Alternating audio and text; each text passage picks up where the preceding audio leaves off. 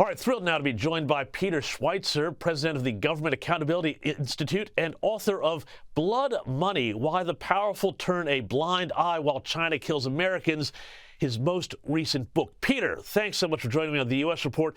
Now, you've written a great piece this week on Breitbart.com detailing the success of DOGE, Department of Government Efficiency, and how it has even exposed money laundering operations around the world.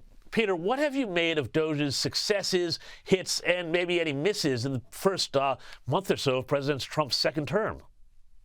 Well, I think if you measure it by the simple fact that they've been doing this for, roughly 30 days, it's been an enormous success. I think the one thing that I would quibble with is that much of the reporting, much of the emphasis by DOGE is on that they're getting rid of waste and abuse, which is absolutely true.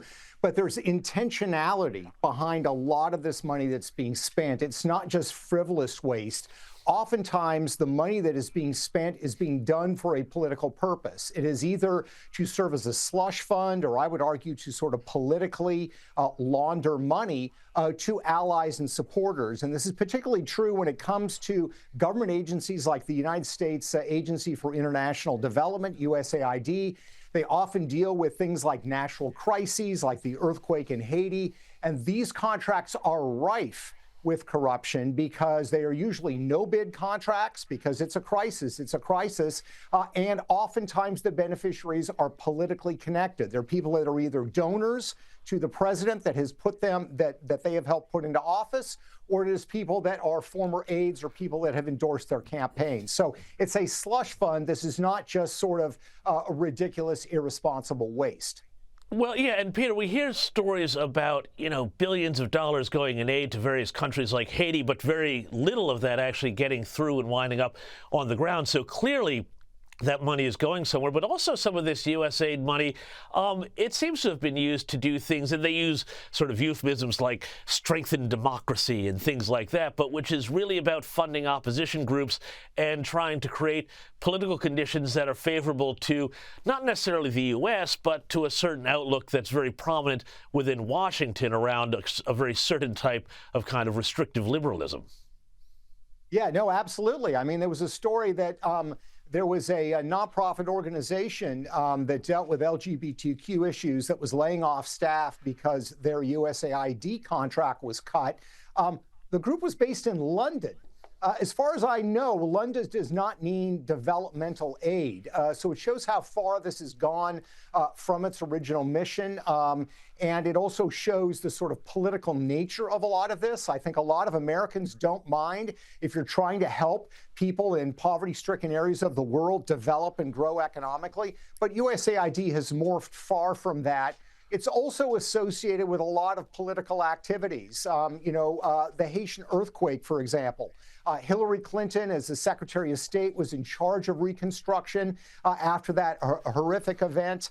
A lot of that money ended up going to contractors who had Clinton connections. There were, in fact, emails that were sent by State Department aides to Hillary Clinton that said this contractor is an FOB, friend of Bill, as in her husband.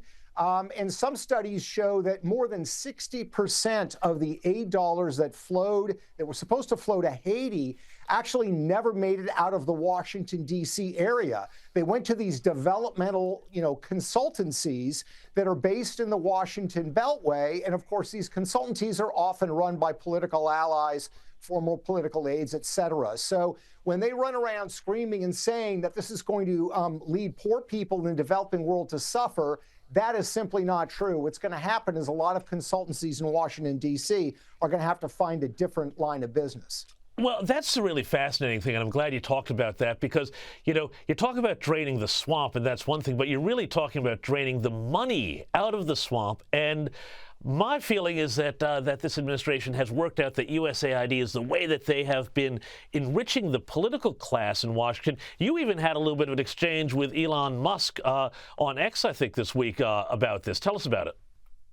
Yeah, well, I posted the fact that, they're fighting waste, fraud, and abuse, but more importantly, that they are uncovering money laundering. And he, graciously responded and said, yeah, and they are squealing about it, which they are.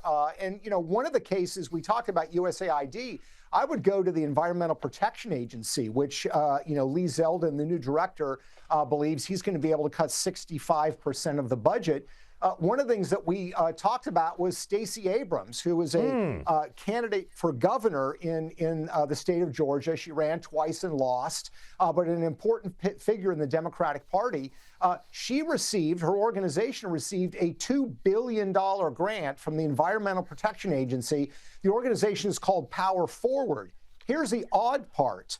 Power Forward was incorporated only a month before it received a $2 billion grant. In other words, this is an organization that has no track record, as far as we know, had no staff, no background. Here's the other interesting thing in context.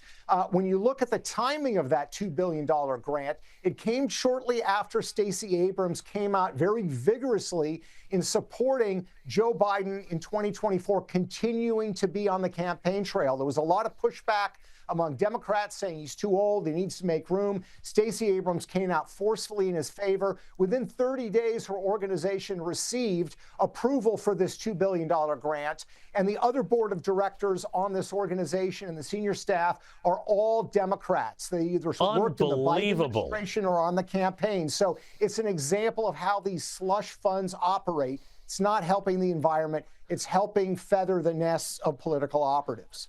And you really, you start to understand why so many Democrats in Washington, D.C. are rolling around with buckets of money. And, finally, Peter, though, before I let you go, there's been another story out of Bridgeport, Connecticut, where, I was told this sort of thing never actually happened, but apparently 5 Democrats have been charged with more than 150 election-related crimes, including about instructing voters on how to fill out absentee ballots. Peter, can I just get a quick reaction to this here? Because this sort of attack on the voting integrity process, well, we've always been told this sort of thing just doesn't occur, and that anybody who talks about it, they've got a conspiracy theory going.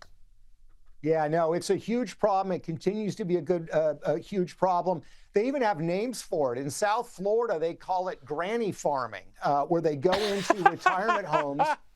People are 85, 90 years old, and they, quote unquote, help them fill out the ballots. And they call it granny farming because it's such a common practice. So doesn't surprise me, but it's a reminder that we need to stay on top of this issue. It's not going away. Elections in America are highly contested. There's a lot at stake, so it needs to be something that continues to get focus. I'm glad that you raised it. Thank you so much, Peter. Thank you so much for joining me on the U.S. Report.